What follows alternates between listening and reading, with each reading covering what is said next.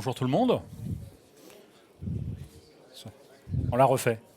Bonjour tout le monde. Bonjour. Voyez. Mieux. Donc je m'appelle Laurent Pertois, vous me reconnaissez? Oui, c'est parce que ça fait longtemps que je suis là, c'est comme lui.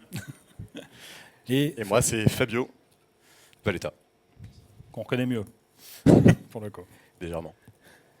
Et donc aujourd'hui, on va vous parler de trucs et astuces. Je suis allé trop vite comme d'habitude. Hop. De trucs et astuces autour de Jamfro. On a fait une session spéciale Jamfro cette fois-ci. La dernière fois, on avait parlé de différents produits, mais aujourd'hui, on ne parle que de Jamfro. Un peu de Protect. C'est vrai. Autant pour moi. Ouais, mais c'est lié à Jamfro. C'est Liam Pro. Ok. Tiens, puisque tu es le premier. C'est parti. C'est parti. Bonjour à tous. Moi, je vais parler remédiation avec Jamfro. Donc, la remédiation avec Protect et Jamfro, ça va vous permettre de répondre à une alerte que vous avez dans Protect avec une action que vous allez lancer dans Jamfro. Donc, l'action peut être un script, par exemple, ou bien un message qu'on envoie à l'utilisateur disant attention, vous avez téléchargé un fichier malveillant, quelque chose comme ça. Comme exemple, on va prendre un fichier plist qu'on mettrait dans un dossier, Au hasard. LaunchDaemon. Et ce fichier plist, il commencerait par com.apple.quelque chose. Donc c'est pas gentil déjà. Mais t'as pas le droit. Mais si t'as les droits route, t'as le droit. Ah. Eh oui. Et du coup, ce fichier plist, il serait méchant. Il exécuterait du code malveillant. Donc c'est quelque chose qu'on veut éviter. Alors pour ce faire, du côté de JamProtect, on va se rendre dans l'analytics par défaut, pardon. Vous allez rechercher plist disguised as Apple. Et le but, en fait, ça va être d'ajouter cette analytique à un smart group dans JamPro, de façon à ce que derrière, vous puissiez prendre des actions là-dessus. Donc vous allez sélectionner Add to JamPro Smart Group. Vous allez sélectionner un identifiant. Très important, il faut que celui-ci soit le même que celui que vous allez mettre dans le Smart Group côté Jamfro.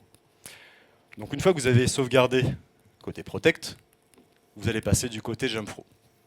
Il va falloir ajouter une extension d'attribut. Donc vous allez pouvoir faire New from Template. C'est un petit bouton qui est en haut à droite d'ailleurs. Je suis désolé, je ne l'ai pas mis sur le screenshot, vous m'excuserez. Qui s'appelle JamProtect Smart Group. Une fois que vous l'avez activé, vous choisissez où vous voulez le mettre, donc soit dans l'onglet général ou dans l'onglet des extensions d'attributs.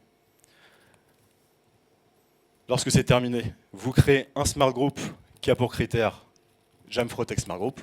Donc c'est dans les critères avancés, vous ne l'aurez pas directement quand vous allez le créer. L'opérateur, vous choisissez Like et vous mettez le même identifiant que vous avez défini côté Protect. Ensuite, donc là c'est à vous de voir ce que vous voulez faire, vous allez créer une policy. Donc vous pouvez déployer par exemple un script, comme je vous disais, qui isolerait par exemple le poste du réseau, ou bien vous mettez un script qui va faire apparaître sur l'écran de l'utilisateur un message disant « Contactez l'IT, il y a un problème détecté sur votre ordinateur ». Le trigger, ça va être un événement custom. Il faut absolument mettre Protect pour que ça puisse fonctionner. La fréquence, on laisse ongoing. Une fois que vous avez remédié le poste, donc vous voulez qu'il disparaisse du Smart Group, vous allez exécuter une commande qui consiste à supprimer l'extension d'attribut en fait présent sur le poste. Et voilà, je rends la main à Laurent. Merci beaucoup. Et moi, je vais vous parler de comment utiliser une syntaxe qui s'appelle le Markdown pour améliorer les messages que vous affichez à vos utilisateurs, que ce soit dans le self-service ou dans les inscriptions, les enrôlements automatisés. Qui utilise déjà cette... Bon, bah, je vais passer alors. Donc, le principe du Markdown, un exemple ici pour un enrôlement automatisé. Donc, vous avez sur la gauche la partie Jamfro et sur la droite ce que l'utilisateur verra. Alors, vous n'êtes pas obligé de prendre la même vidéo que moi, mais c'est pourtant la meilleure. 1,7 milliard de vues quand même. Et donc on peut rajouter, voilà, vous voyez, améliorer le texte. Donc là j'ai mis du gras, j'ai mis une liste numérotée. Comme vous voyez, on peut mettre une vidéo YouTube par exemple, on peut mettre des images. Donc on peut améliorer l'expérience de cette manière. Ça fonctionne aussi dans le self-service. Vous allez pouvoir avoir, alors pas de vidéo dans le self-service, désolé. Vous ne pourrez pas transformer le self-service en Netflix interne. Mais vous pouvez mettre des images, des liens, et encore une fois, du gras, du texte formaté pour avoir quelque chose d'un petit peu plus joli que le standard dans votre self-service. Vous voyez ici l'exemple, la partie telle qu'elle est dans ma règle, pour voir ce qui s'affiche dans le self-service. Crash course, comme on dit, de Markdown en quelques exemples très simples. Le Markdown, en fait, c'est quelque chose qui permet de transformer du texte en HTML en ayant une syntaxe balisée, mais visuellement la plus légère possible.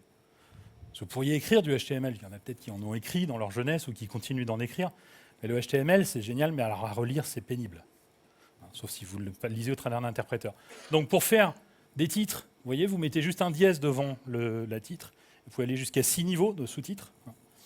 Pour faire de l'italique, vous l'entourez d'étoiles ou d'underscore, un seul.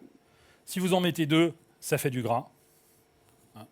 Et pour faire des listes, vous mettez soit numéroté 1 point, 2 points et ainsi de suite. Si vous ne voulez pas qu'elle soit numérotée, vous mettez étoile point. Je ne l'ai pas marqué, mais ça fonctionne aussi. Et pour faire un lien, vous mettez entre crochets le texte que vous voulez afficher et derrière, entre parenthèses, l'URL. C'est tout. Pour la vidéo, il faut rajouter... alors pour une image, vous rajoutez un point d'exclamation devant, et pour la vidéo, vous rajoutez un arrobase. Voilà. Donc ça permet d'enrichir tout en gardant quelque chose de votre côté qui n'est pas complètement illisible dans la partie Jamfro. Et côté utilisateur, vous avez quelque chose de beaucoup plus sympathique. Il y a d'autres moyens, vous pouvez même faire des tableaux si vous avez envie, je ne vois pas trop l'intérêt, mais je vous invite à rechercher sur la documentation de Jamfro, vous avez toute une page dédiée au Markdown, comment l'utiliser avec des exemples. Je les ai repris de là d'ailleurs. Donc n'hésitez pas à enrichir l'expérience utilisateur. À toi mon ami. Merci. Alors, ensuite, je vais vous parler de fonctionnalité que c'est le Direct IDP Login. Pour tous ceux qui ont configuré le Jamf Account SSO, vous avez pu voir que lorsque vous tentez d'accéder à Jamfro, il faut taper votre email adresse. Et après, vous devez retaper encore votre email adresse de votre identité, de votre fournisseur d'identité. Donc ça fait que vous devez la taper 2 fois. Pour l'éviter, vous avez une URL que vous pouvez retrouver dans Signal Sign-On. Vous la mettez dans vos favoris. Et grâce à ça, vous avez juste à cliquer dessus depuis vos favoris et vous atterrissez directement sur la page de login de votre fournisseur d'identité où vous tapez une seule fois votre adresse email et c'est tout.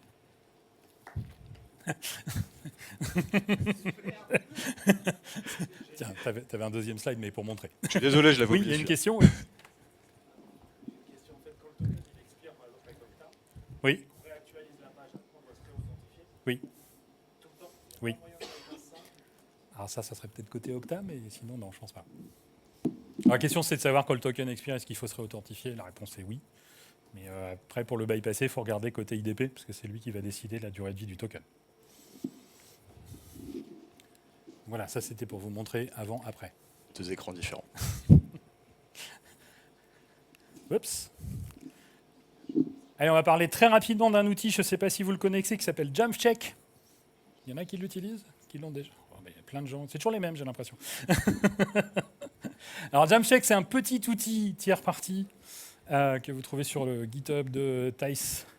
Il faudra qu'on mette le lien quelque part, parce que là, par contre, il va être un petit peu plus compliqué. Vous cherchez Jamfcheck, il se trouve. Il est sur le Marketplace. Marketplace, je l'ai vu, je crois.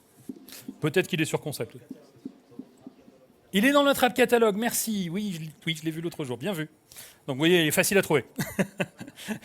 Jamfcheck, c'est un petit outil qui permet, qui en lui-même ne fait pas grand-chose, si ce n'est afficher tout un tas d'informations sur le Mac lui-même, comme on voit ici. On retrouve la version d'OS, le nom de la machine, l'uptime, numéro de série, tout noir, c'est normal, et ainsi de suite.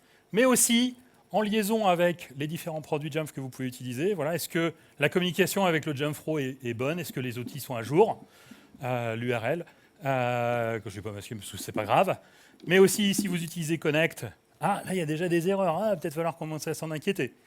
Et alors là, pour montrer le crash, la version ultime, j'avais pas installé Protect, donc il me dit que tout va mal. Donc mon Mac, je l'ai brûlé depuis, pour être sûr. Mais voilà, ça permet, notamment si vous voulez, ça peut être utile pour le support qui veut poser des questions à l'utilisateur. L'utilisateur voilà, ça permet de retrouver ces informations facilement. Il y a même un petit profil de configuration à déployer pour avoir le manage login qui est géré automatiquement. C'est gratuit. Et en plus, c'est gratuit. Voilà. Up to you. Merci. Vous appréciez le ballet quand même, hein? On essaie de faire une petite chorégraphie. Non. Donc maintenant, je vais vous présenter le mapping avec les groupes Entra-ID et les smart groups de Jamfro.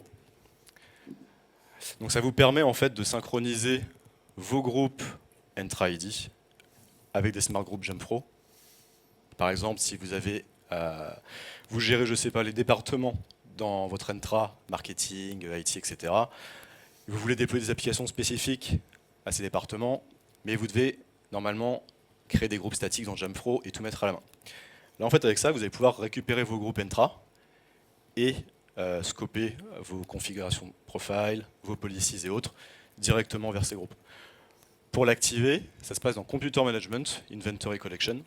Vous allez activer Collect User and Location Information from Directory Service. Je suis désolé, c'est en anglais, vous m'excuserez. Une fois que c'est fait, vous allez créer l'extension d'attribut. Vous l'appelez comme vous voulez. Moi, je l'appelais Entra-ID Group Membership Direct. Dans l'input, il suffit de choisir Directory Service Attribute Mapping et l'attribut Member of, avec un O majuscule, point display name. Name avec un N majuscule. Donc ensuite, vous verrez, lorsqu'à la prochaine soumission d'inventaire de la part du device, que les groupes dont votre utilisateur sera membre apparaîtront automatiquement dans l'extension d'attribut que vous avez créée.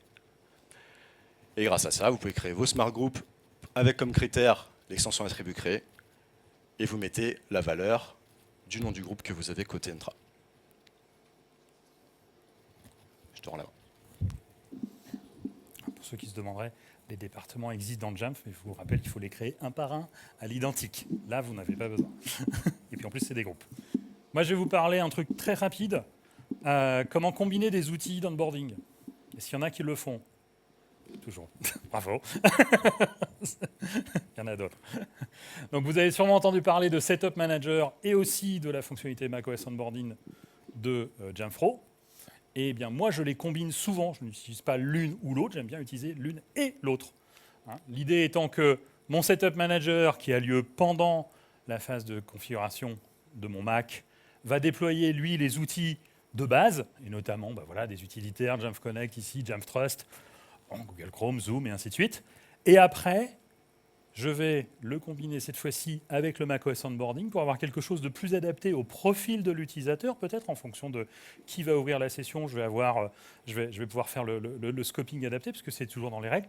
Je vais utiliser le macOS Onboarding pour avoir quelque chose de complémentaire. Les choses sont moins essentielles, mais qui sont peut-être plus spécifiques à cet utilisateur. J'essaye pas de tout mettre dans le Setup Manager, parce que je ne sais pas si vous avez déjà essayé de déployer Adobe dans Setup Manager, mais c'est pas passionnant. Il y en a qui ont rigolé, je pense qu'ils ont essayé. Ou ils ont imaginé ce que ça pourrait donner.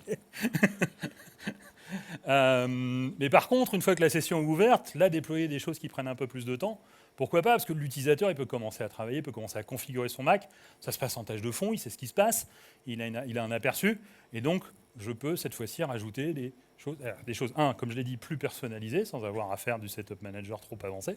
Et deux, qui peuvent prendre peut-être plus de temps, mais je ne bloque pas l'utilisateur qui est là à dire « Ok, j'en suis à mon 3e café, c'est cool, mais là j'ai les mains qui tremblent et j'aimerais bien commencer à travailler, il est 22h. Non, je ne l'ai pas bloqué, il pourra commencer à 18h comme tout le monde. » Voilà. Donc, n'hésitez pas à combiner les outils. Recommandation. Up to you. Alerte d'impact. Non, c'est pas ça. Ah, bah c'est ce qui est écrit. Très bien. Pour pallier un petit problème lorsque vous faites des modifications en prod sur des profils de configuration, des policies ou autres, des fois on ne fait pas attention à ce qu'on déploie et on ne prend pas en compte que ça peut impacter plein d'utilisateurs. Pour ça, maintenant, il y a les alertes d'impact qui ont été lancées dans Jamfro. Donc plus d'excuses, je ne l'ai pas fait exprès. Vous avez un message qui apparaît disant « Attention, la modification va impacter telle ou telle machine ». Ça va soit en ajouter au groupe, soit ça va en supprimer par exemple.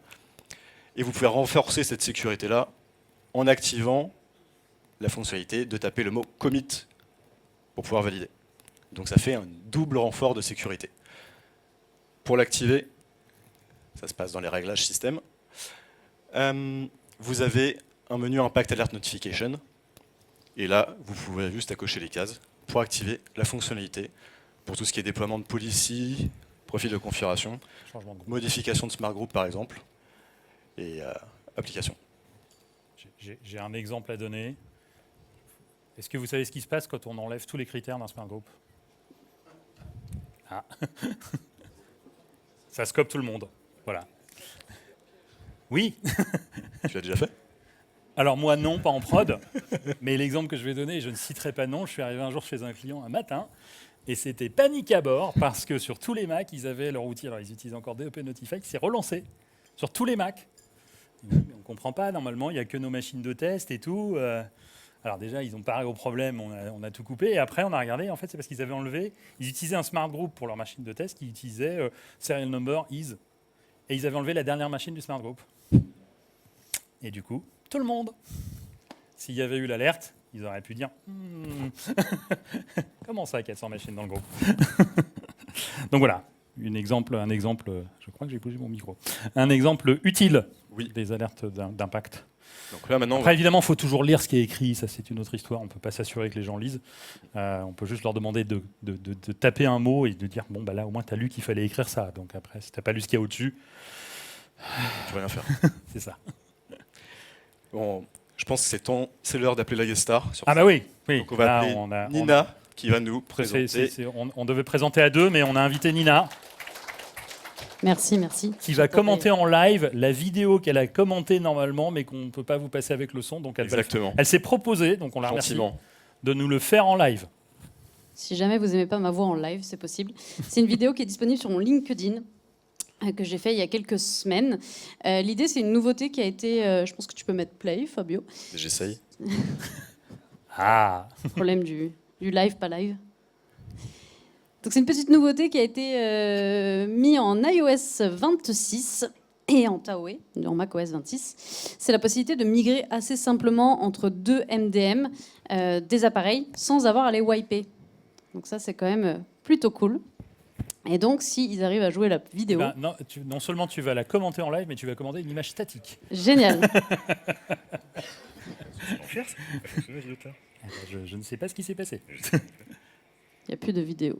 Allez, impro. Donc effectivement, vous avez la possibilité donc, de migrer un appareil assez simplement. Donc pour ceux qui utilisent et qui ont déjà fait, migration, merci. Donc là, on peut voir effectivement mon iPad. On peut voir qu'ici, il est managé par un autre serveur MDM dont je tairai le nom, que vous pouvez lire, Microsoft par Microsoft quelque chose. iTunes. Peut-être. Et donc, on peut voir que mon appareil est géré par effectivement iTunes. Donc, ce que je vais faire, c'est que je vais me connecter à mon ABM. Je cherche mon numéro de série. On peut voir effectivement qu'il est lié à un autre serveur MDM. J'ai la possibilité de faire assigner la gestion d'appareil, de chercher, le flou c'est normal, de chercher mon autre serveur MDM qui va bien. Donc là, j'ai une longue liste. Je vais aller choisir mon serveur JamPro. Je vais ajouter un délai, donc on peut dire à quelle date maximum je veux que cet appareil migre. En l'occurrence, j'avais choisi une date, je crois que c'était en septembre. Voilà. Donc c'était il y a plus que quelques semaines. Je choisis une heure. Vous avez le petit message d'alerte qui dit bien que l'appareil doit être en iOS ou macOS 26. Je confirme. L'Apple Business Manager ou l'Apple School Manager fait la demande. Donc vous avez bien un message, quand vous avez ce message-là, ça veut bien dire que ça a été pris en compte. Et du coup, je retourne sur mon petit appareil, je ne sais pas si vous voyez, j'ai inscription requise. J'ai un petit message me demande de commencer l'inscription. Ce que je vais faire. Et là, vous pouvez voir que j'ai besoin de redémarrer mon appareil, mais je n'ai pas besoin de l'effacer. Sans l'effacer, du coup, cet appareil va basculer de mon Intune, du coup, à mon Jam Software. Je finis l'inscription.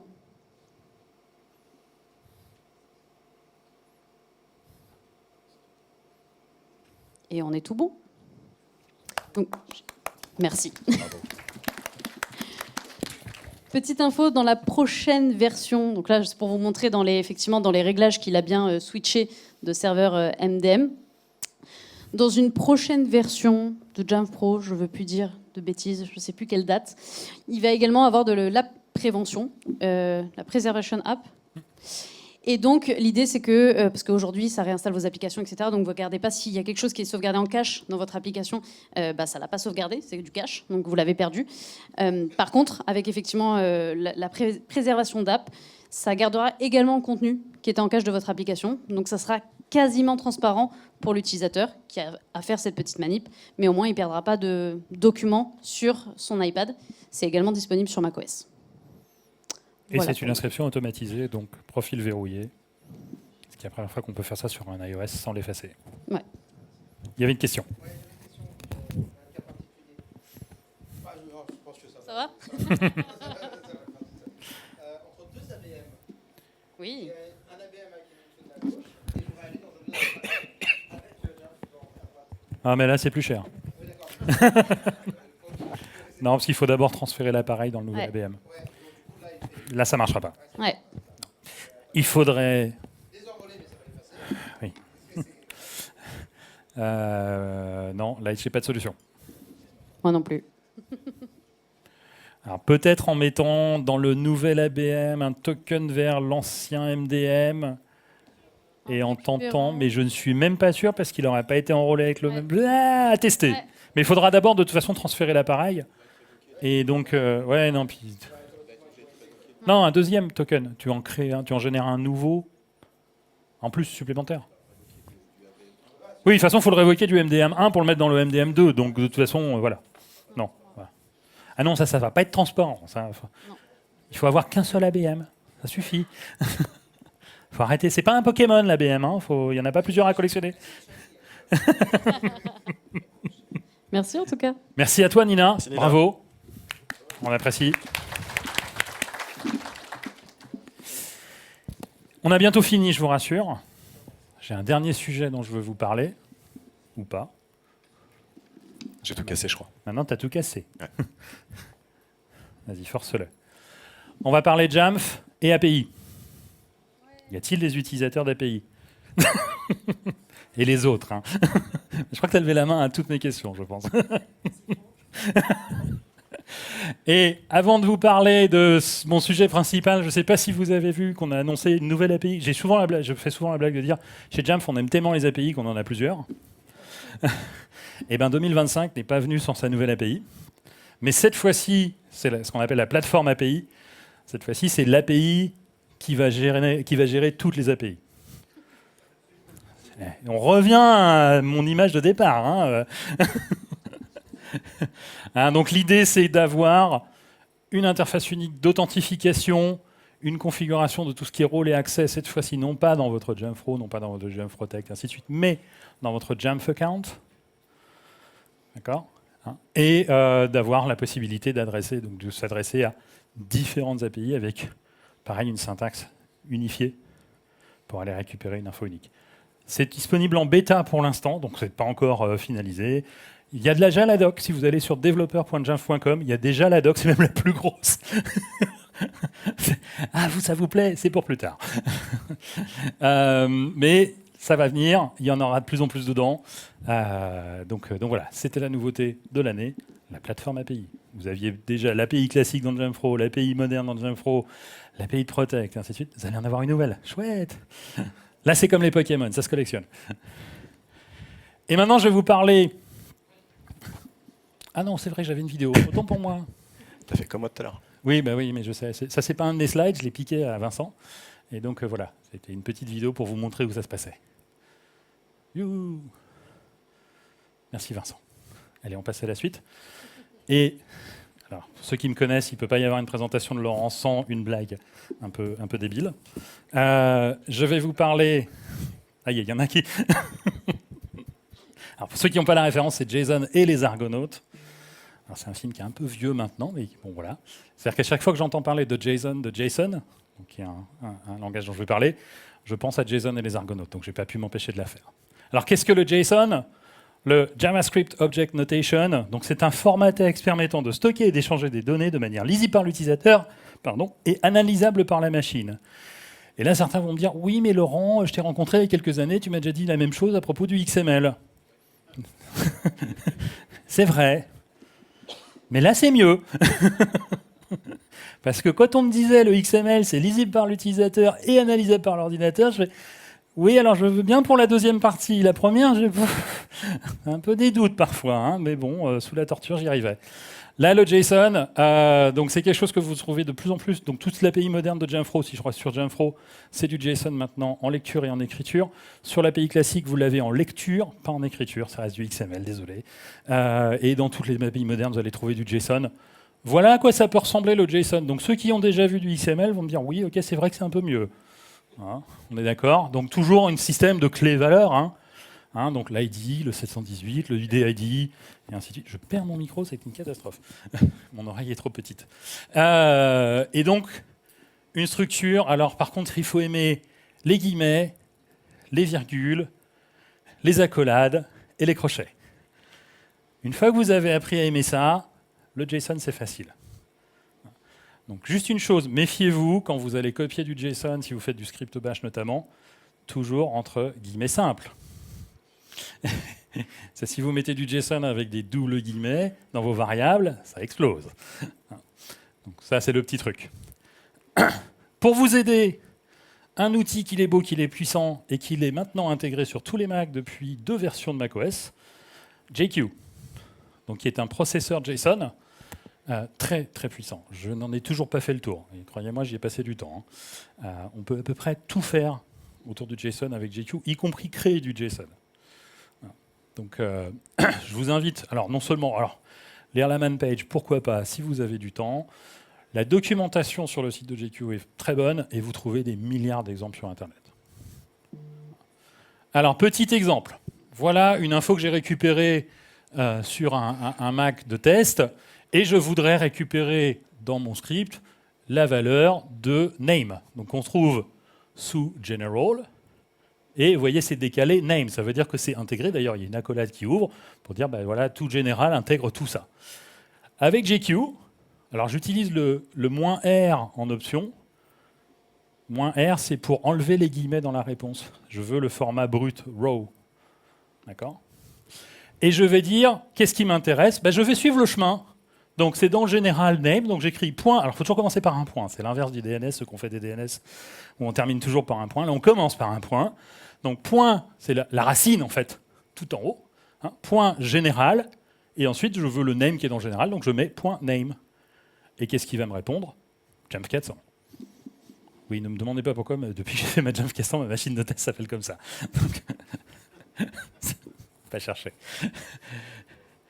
Et si je veux des choses un petit peu plus loin, alors là, vous voyez, on est sur un cas un petit peu plus particulier. User management, cette fois, il ne commence pas par une accolade, mais par un crochet. C'est ce qu'on appelle un tableau, une array en anglais. A2R-A-Y. Alors une array, c'est un mélange de plusieurs informations. Eh bien, pour aller chercher le capable user, alors il n'y en a qu'un, donc c'est facile. J'écris point général. Ensuite, c'est dans user management info. OK, j'écris user management info. Et alors si je mettais juste point capable user, JQ, il me ferait pas trouver. Il faut que je lui précise que c'est dans un tableau, donc je mets les 2 crochets. J'ai un laser, c'est vrai. Piou. Donc, important de mettre les crochets. Et là, il va me chercher toutes les valeurs capable user à l'intérieur de mon tableau. Alors là, il n'y en a qu'une, c'est facile. J'aurai qu'une seule réponse. Mais que se passe-t-il lorsqu'il y a plusieurs valeurs dans mon tableau ? Donc ici, on a un exemple, toujours tiré d'une machine, c'est les attributs d'extension. Évidemment, il y a plusieurs valeurs, parce que j'en ai plusieurs associées à ma machine. Et moi, celle qui m'intéresse, c'est la valeur qui est là. Alors vous voyez, là j'ai été vicieux parce que j'ai fait un tableau dans un tableau. Une array dans une array. On les reconnaît toujours, crochet, crochet. Comment faire ? Alors on va compter. Donc déjà, on sait que c'est dans le général extension attribute. On va ouvrir le crochet, très bien, et c'est la deuxième qui m'intéresse. D'accord ? Et après, dans la deuxième, la valeur, je repère mon micro, c'est la première. OK ? Vous avez compté avec moi ? Deuxième, première. Du coup, j'écris 0 et 1. Parce qu'on commence à 0, enfin 1 et 0 plutôt. Puis on commence à 0. Donc deuxième, c'est 0, 1, ça fait 2. Et ensuite, la première valeur, c'est 0. Cherchez pas, c'est des gens qui ont fait les... Souvenez-vous, si vous avez étudié les processeurs, c'est comme ça que ça fonctionne, qu'on se joue à 0 et ainsi de suite. Très bien. Et du coup, j'aurai la réponse false, merveilleux, formidable, ça fonctionne. Sauf que, peut-être que demain, dans mon tableau, les choses vont pas être dans le même ordre. Que se passe-t-il ? Si c'est pas dans le même ordre, lui, il va dire, ok, alors la deuxième, ça serait, je sais pas, celle qui est en haut, par exemple, elles ont été inversées. Et là, du coup, ce que je vais récupérer, c'est pas du tout ce que je veux. Alors, je pourrais chercher des choses un peu plus avancées. Non, JQ va vous aider. N'ayez pas peur. JQ va vous aider parce qu'il a une fonction intéressante qui est le select. Donc, on a pris dans le General Extension Attribute et on a mis les crochets pour dire c'est un tableau. On va mettre un pipe, comme en Bash. Voilà, pour passer à l'étape suivante dans le JQ. Et on va lui dire select. Alors select, ça veut dire chercher. Cherchez pas, ne me dis pas pourquoi, c'est comme ça. Select. Et on va dire, qu'est-ce que je sélecte ? Tu vas chercher dans le tableau la réponse qui a comme nom, name. Donc on remet le point, toujours important le point. Si vous l'oubliez, de toute façon, il va vous engueuler.